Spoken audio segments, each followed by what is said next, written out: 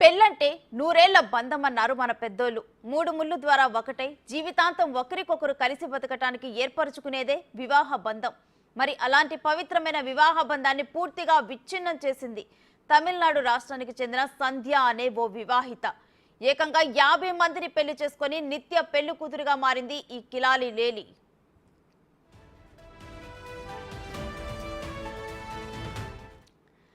తమిళనాడుకు చెందిన ఈ కంత్రి వివాహిత సంధ్య వలలో చిక్కుకుంది చాలా మందే ఉన్నారు. పోలీసు అధికారులనే బోల్తా కొట్టించిందంటే ఈ కిలాలి లేడి బాధితుల్లో ఏకంగా డిఎస్పీ, 2 పోలీసు అధికారులు కూడా మోసం చేసింది. వీరితో సహా 50 మందిని పెళ్లి చేసుకుంది. కేవలం నగలు, డబ్బులే లక్ష్యంగా ఈ భాగోతాన్ని నడిపించుకుంటూ వచ్చింది. అయితే ఓ యువకుడి ఫిర్యాదు ఆమె బండారాన్ని బయటపెట్టింది.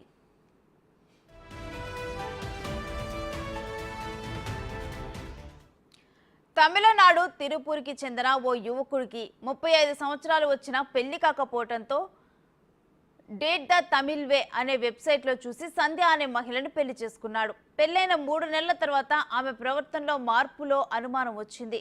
తన ఆధార్ కార్డు చెక్ చేయగా అందులో భర్త పేరు వేరేగా ఉంది. దీనిపై సంధ్యను ప్రశ్నించడంతో చంపేస్తానని బెదిరించింది.